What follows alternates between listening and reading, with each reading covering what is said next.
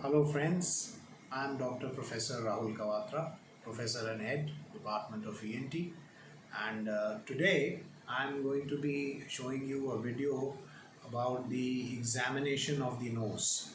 And before we begin with that video, there are a few points that I'd like to highlight and which are important from the practical exam point of view. First, that the common cases that are given as long case to students of undergraduate MBBS are generally deviated nasal septum, one.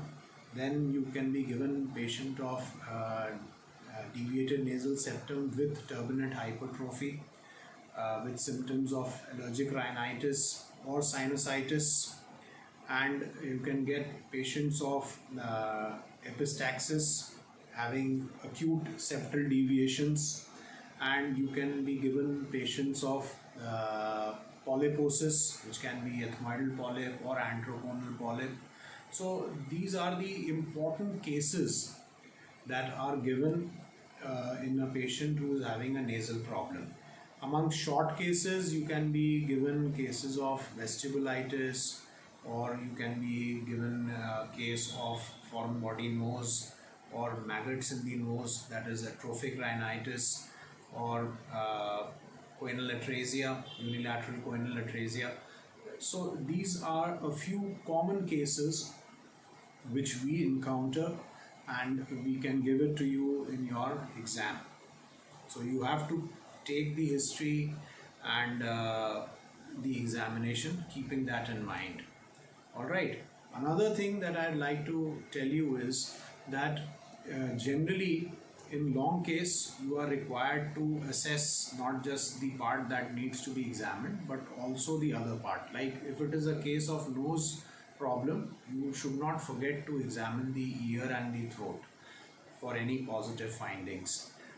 But in the short case, if you are told to examine the nose, then you have to just take a few chief complaints and only examine the local part. But your technique of examination is very important. What I mean by this is that the anterior rhinoscopy, you must know the correct way how to hold the thudicum speculum and how to do the examination and how to present it in a systematic manner, which I'll be talking in the video. That is the medial wall, the floor, the lateral wall and the roof. Similarly, the posterior rhinoscopy also, the procedure technique has to be correct, and you should be able to explain it to your examiner how you did that procedure, and the steps should be in a systematic manner. So hoping that you will find the video useful for yourself from exam point of view, and you need to go over it, see your books and read it again and listen to and see the video again and again so that you memorize it and give a good presentation. So all the best. We go to the video now. Thank you. Morning students. So today I am going to be telling you basically about the examination of the nose, and we've already gone through the lecture of the history taking of a nose case. So what is most important that we need to see in a patient who's got a problem of the nose, I need to tell you a few important points. First is that you should make a checklist, just as we make a checklist of the history of a nose case. There should be a checklist of the examination points also. So the local examination of the nose is, first we inspect the external nose and the face area.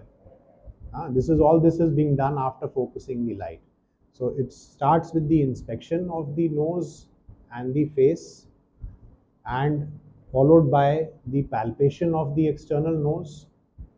The third point is your vestibular examination.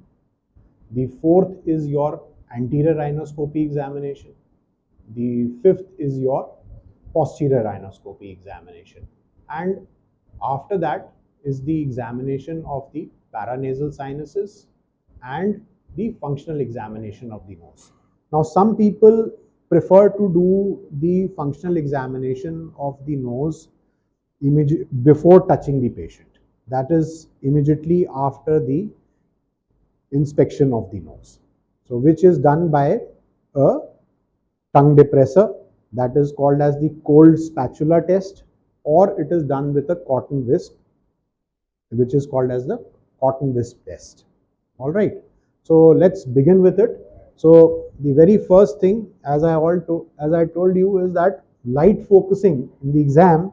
Light focusing is very important, and you have to make the patients sit comfortably in front of you, and the bullseye lamp is over the left shoulder, and you put it on, and you have to focus, bring the mirror over your right eye.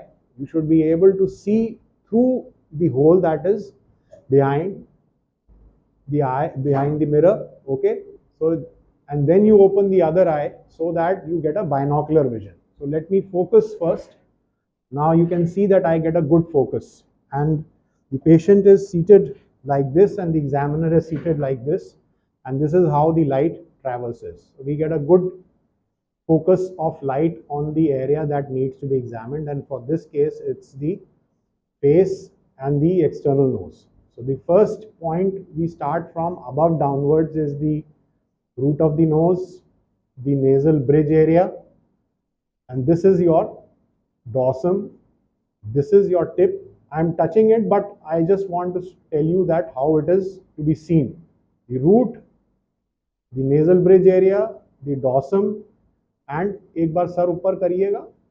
This is the columella and the anterior nares, and laterally you see the lower lateral cartilages and the upper lateral cartilages. So this is the area, and what all do you need to see is there any external deformity?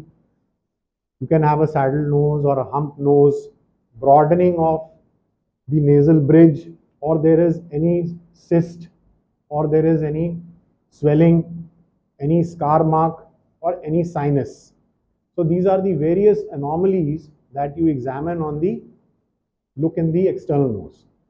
Then you follow it with the examination of the nose by palpation. So palpation is first you confirm the findings of inspection, and then you, by touching gentle or maybe a firm touch, you palpate the entire nasal bridge, the dorsum and the ala. You look for any tenderness or any raise in temperature or any crepitus in the nasal bridge area to rule out any fracture. Okay, so this comprises your examination of the external nose, which is first inspection and then the palpation, followed by you can do the cold spatula test. इसमें नाक से आपका एक बार देखेंगे कि सांस ठीक से निकल रहा है नहीं निकल रहा. ठीक है, तो सांस धीरे से छोड़ो.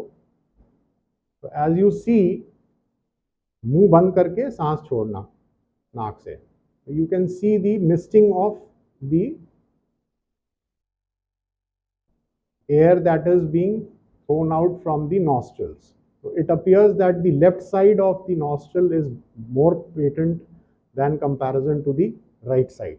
So this is the cold spatula test for the functional examination of the nose, and the other is your cotton wisp test, where you obliterate one side and हाँ सांस अंदर लीजिए, छोड़िए छोड़िए आराम से, हाँ, and then you check on this side, छोड़िए छोड़िए सांस. You see it doesn't go out. Compare it again, छोड़िए छोड़िए. See, so you can understand that the left side is more patent compared to the right side. Okay, then we proceed with the examination of the vestibule. So for that, all you need to do is to lift the tip of the nose and you try to focus the light inside. So the vestibular examination is basically the examination of the skin-lined area of the anterior-inferior part of the nose. So here you are basically on the medial side, you are examining the mucocutaneous up to the mucocutaneous junction, and on the lateral side, as you can see, you can examine the hair-bearing area of the lower side of the, which is adjacent to the lower lateral cartilage area. Okay. So this area you look for any scar mark, sinus, caudal subluxations, or any furunculosis. Okay.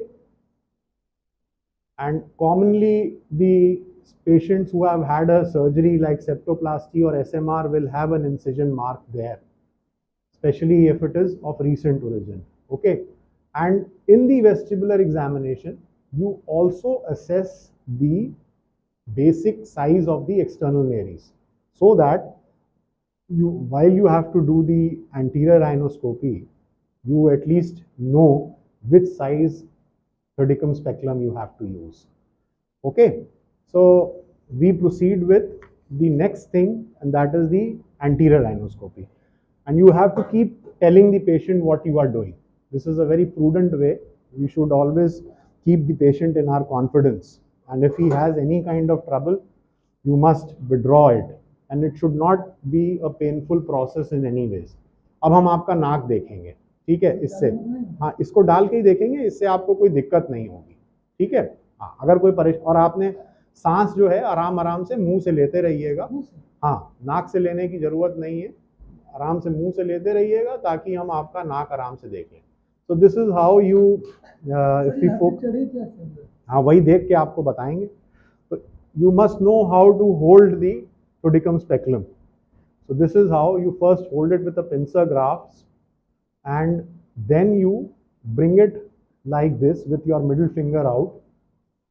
Okay, and then you press it like this. So the pointer, the prongs of the nasal speculum are pointing outwards. So these are the nasal prongs, and this is the fulcrum, that is where which you do it with the middle finger. Okay, so this is how you introduce partially closed and partially open, right? So it should not be closed fully, it should be partially closed so that it doesn't bite on to the hairs which are inside the nose. So नाक सीधा रखिएगा और अब हम इसको नाक के अंदर डाल के आराम से देखेंगे. So this is how we look inside. So you can see that we can see the septum medially. You have to tell to the examiner what all you are seeing from medial side. Then you look on the lateral wall. Then you ask the patient to look up, ऊपर देखिए. Then you look towards the roof, नीचे देखिए. And you look towards the floor. Okay. Similarly, you look on the other side. This side, as you can see that there is a septal deviation on the medial wall. And laterally, you see the inferior turbinate. नीचे देखिए, you can see this angulation of the septum. और ऊपर देखिए, and towards the roof, you can see that the nasal cavity is narrow. Okay, so the structures that you see in anterior rhinoscopy, you have to describe in a sequential manner. That is the nasal cavity proper, whether it is wide or is it narrow, or maybe there is stenosis. Then you focus on the medial side. Medial side, you've got your septum, and on the septum you have to talk about the overlying mucosa, whether it is dry and crusting is there or not, the secretions are there, what kind of secretions are there, all right, and whether there is any blood stain discharge there or anything like that, injury point, trauma, or any scar mark or sinus mark there on the septal area, on the mucosa, right? And then you talk of the septum proper. The septum proper basically comprises the anteriorly of the cartilaginous part and posteriorly formed by the bony part, above by the ethmoid, below by the vomerine bone. So you have to look for, here you talk about any septal deviations. So if there is a deviation, just as we saw in this patient, there is a right-sided deviation, more towards the inferior part. Okay, that is towards the junction of the septal cartilage with the maxillary crest. So you have to talk whether it is an anterior deviation or a posterior deviation. Is it a vertical deviation or is it a horizontal deviation? Any perforation there? Okay, so these are the things which you talk of in the medial wall. Okay, then we come into the cavity, nasal cavity proper. Then you have to talk if the cavity is roomier, if there is a surgery done, or if the patient has got atrophic rhinitis, the nasal cavity will appear to be more roomy. Okay, so if there is any foreign body, a polyp there, these are the things which you talk of when you are talking of the nasal cavity. Once you've talked of the nasal cavity, you move laterally. Laterally, you will see the lateral wall of the nose, and in anterior rhinoscopy, you will have to talk about the inferior meatus. The above it is the middle inferior turbinate. Then you see the middle meatus area, and you see the middle turbinate. The middle turbinate is bent towards the lateral wall. If the so all these structures you have to talk of. Okay, is there any secretions, discharge, pus, foreign body lodgement in the meatal area? Okay, then you talk about the turbinate, the inferior turbinate. Then you have to talk about the inferior turbinate. You have to talk about the mucosa overlying, whether it is pale, congested, boggy, polypoidal. Okay, or is there any bleeding point on it? What kind of the turbinate mucosa is there? And then the bone, if it is hypertrophied, so inferior turbinate hypertrophy, you have to discuss whether it is hypertrophied or is it normal or is it atrophic, right? Then again you shift yourself a little up, that is your middle meatus area. So middle meatus area is a confluence of sinus. So that is the osteometal complex area. So at that point you will have anterior group of sinuses draining into that area. So what are those anterior group of sinuses? The frontal, the anterior ethmoids, the middle ethmoids, and the maxillary. And this is how this drainage happens from front to back. So you can, if the patient is having sinusitis or something, you can see pus, or if there is any polyp coming out from the middle meatal area. Sometimes in children there can be a foreign body that can be lodged, or you can have some tumorous growth in elderly people if you have a sinonasal malignancy, or you can even in the present times mucormycosis is was created a lot of havoc during this COVID times. So you can have fungal debris there that could be invasive or non-invasive. There is bony destruction. All those things you have to look. Then you focus your attention on the middle turbinate, and you have to see the direction of the middle turbinate is important, whether it is directed towards the lateral wall or is it directed towards the septum. So if the turbinate is directed towards the septum, that is towards medially, then it is called as a paradoxical turbinate. And you have to discuss about whether it is polypoidal or not, and aeration of the middle turbinate, which is called as the concha bullosa. It can find a polypoidal bulbous kind of the turbinate. Here you have to differentiate whether it is the turbinate or sometimes there is a polyp next to it. So how do you differentiate between a polyp and a turbinate? By consistency. But what test do you need to do? You will have to do a probe test. Otherwise you don't need it. So probe is an angulated thing, something like your posterior rhinoscopy mirror only, but there doesn't have a mirror at the end. It's an angulated structure. There's a cotton wisp thing like it at the anterior end, and here you have a cotton wisp here, and you angulate it, and with your head mirror on, you try to palpate that structure. If it is hard in consistency, it is sensitive to touch, it is blanching on touching, and you cannot take the probe all around it, then most likely it is the middle turbinate. And if it is freely mobile, soft in consistency, it is not sensitive to touch, and then most likely it is a polyp. So that is how you differentiate between a turbinate and a polyp. Then once you ask the patient to look up, you focus yourself towards the roof. So roof, as you see, it becomes more triangular. In normal anterior rhinoscopy evaluation, you will not see the superior turbinate. If by any chance you are able to see the superior turbinate, means that the cavity has become more roomier and there are atrophic changes, or maybe the middle turbinate has been removed or it has become atrophied. That's the reason why the middle superior turbinate is lying upwards and backwards. So normally anterior rhinoscopy, you do not see it. In exams, examiner will ask you a leading question like this, that do you see the superior turbinate in anterior rhinoscopy? Then your answer should be no sir. In normal anterior rhinoscopy examination, we do not see the superior turbinate because it lies above and back behind the middle turbinate. Understand? So that is the whole thing. So roof area, you try to see as far as possible the upper part of the septal area where you have the olfactory sensations there. You have to comment about the high septal deviations and the mucosa there, or maybe some polypoidal tissue coming from above, okay, or some foreign body lodgement or some mass there. Similarly, then you ask the patient to look down, then you focus your attention towards the floor. And in the floor, you have to see whether the floor is complete or not. Sometimes in cleft palate, the floor is devoid, the bone is missing. Then you can have some tumor coming up or some foreign body lodgement there in the floor of the nose. So that completes more or less your anterior rhinoscopy. After doing the anterior rhinoscopy, you proceed with the next test, and that is the posterior rhinoscopy.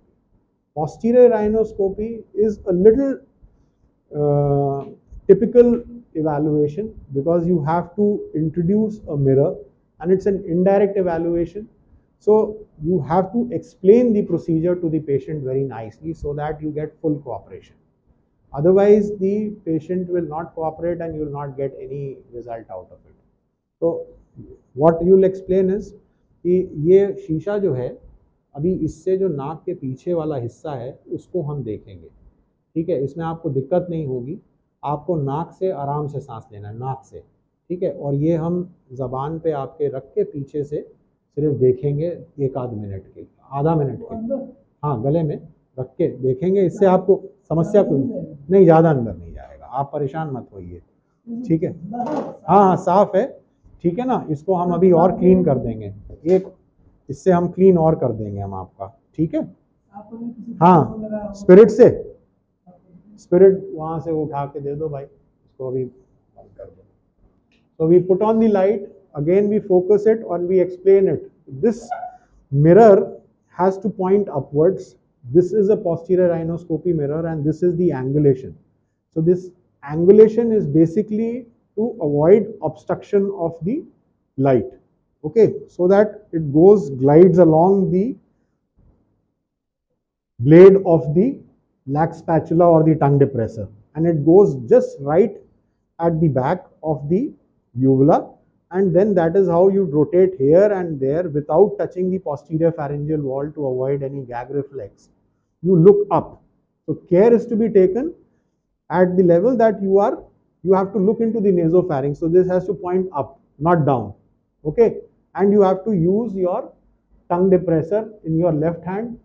This is to be held in a pen holding manner and it has to go slowly. So you have to explain it, and before introducing it, the mirror has to be warmed in warm water or a spirit lamp, or you can use a little Savlon, okay. So this will just make it's used as a defogging agent. So you just clean it, put the Savlon. So now that will act as a defogging agent, okay. So you need a defogger, otherwise your light, the fumes of the breath will fog it, okay. अब ये हम आपके ज़बान आप आराम से खोल लीजिए, बाहर नहीं निकालनी ज़बान, ढीला रखिए, ढीला, और ये फोकस करने के बाद आराम से इसको अंदर लेके जाएंगे। ढीला रखो, मुंह खोलो, आराम से सांस लेते रहो नाक से, and you go gradually behind, and U turn left and U turn right. Okay, हाँ बस ठीक है, धन्यवाद।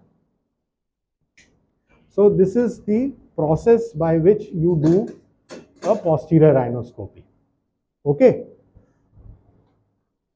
Next, once we have done the posterior rhinoscopy, what all structures do we actually need to see in posterior rhinoscopy? You have to describe it from above downwards. All right. So give me a book. So I'll just tell you the structures that are seen in posterior rhinoscopy. Okay, so you draw the mirror like this, and in the center you will see the area of the adenoids. Okay, and lower down you see the posterior end of the septum. This is the posterior part of the septum, and this is your choana. All right, so both the choana that you have to tell. Then you can see the posterior end of all the turbinates, the superior, the middle and the inferior. So remember that the turbinates you will see on the lateral aspect, not here, and your diagram has to be anatomically correct. It should not be large size or anything, and should look like that. Okay, and then you've got your soft palate and the nasopharyngeal end of the eustachian tube, and this is your fossa of Rosenmuller. Okay, and this area, the bulge, this is the torus tuberous. This is the bulge of the nasopharyngeal end of the eustachian tube, and the gutter between the two is the area of fossa of Rosenmuller. Okay, so these are your turbinates. This is the medial part of the septum, this is the adenoids, this is the soft palate and the uvula. All right, so this is how you describe, and in that you have to tell if there is any adenoid hypertrophy, choana is not, choanal atresia, one side choana can be blocked if it is in children. Okay, or unilateral choanal atresia in adults also you can see. Then the status of the turbinates, if there is any polypoidal mass that is coming through it. Anteroconal polyp will come from the middle meatal area and come down into the nasopharynx. Okay, so all that, and the fossa of Rosenmuller area, the common site of the nasopharyngeal carcinoma. Okay, so all these things you have to comment about whether there is there or not. That's why I say that you should always have a checklist when you are doing the examination, so that you don't forget any part. All right, so next, after doing the posterior rhinoscopy examination, we have to do the examination of the paranasal sinuses.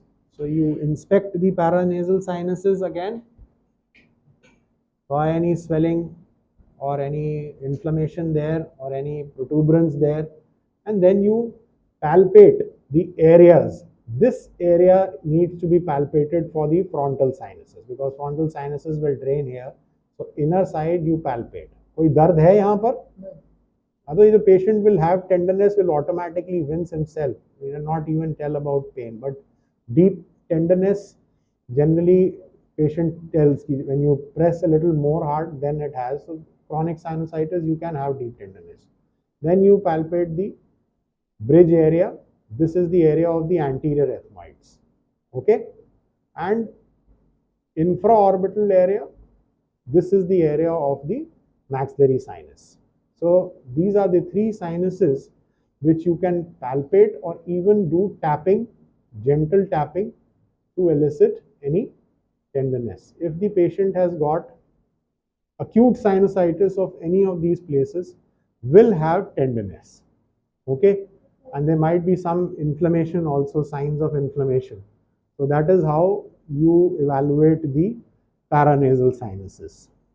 So having said all this, we have almost completed the entire examination of the nose as well as the paranasal sinuses. Before I conclude, there are a few things which we do not do occasionally.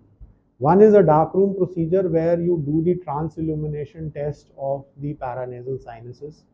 Still told in some books by some people, but because of the advent of X-rays and endoscopes and all, those things have become obsolete. So generally that is not required, where you put a torch underneath and you can get a rough idea if there is any air fluid levels in the sinuses, especially the maxillary sinus. Okay. Then another is the palpation of the nasopharynx. Now that is something where you don't do it routinely because it's a discomforting thing. You need to have a gloves, and then you have to put your finger inside in the nasopharynx area and palpate if there is any growth or any polyp there. So that is generally avoided, but if required or the examiner tells you, then you can do it. So the method of doing that, I am not going to do it, but I am just going to display how exactly it needs to be done, is that you have to stand back of the patient, right? Or you can even stand in the front, but you have to ask the patient to open the mouth, and generally you just press so that he doesn't bite you. Okay, the fingers on the cheek. You have to put the cheek between the teeth. And मुंह खोलिएगा 1 minute. And once you open the mouth, then you introduce your finger inside and palpate that area behind the soft palate. So if this is the uvula and this is your soft palate, you go behind it and palpate it. Okay, so this is how you do it, and that will complete your examination of the nose as well as the paranasal sinuses. So I think we are done with it, and आपका बहुत बहुत धन्यवाद, है ना। और आपके नाक के इस तरफ हड्डी थोड़ी टेढ़ी है, बाहर से भी आपकी थोड़ी सी हड्डी टेढ़ी दिखती है, और इसकी वजह से आपको नाक से सांस ठीक नहीं आती, और इसी वजह से आपके कान में भी थोड़ी सी समस्या है। ठीक है, तो कान में तो कचरा, कान सुनाई, वो भी उसके कचरे को भी हम साफ करा देंगे। बाकी आपका नाक का समस्या मैंने आपको बता दी। ठीक है, तो आप अभी बाहर बैठिए, तो फिर मैं आपसे बात करता हूँ आराम से। ठीक है, ओके, थैंक यू।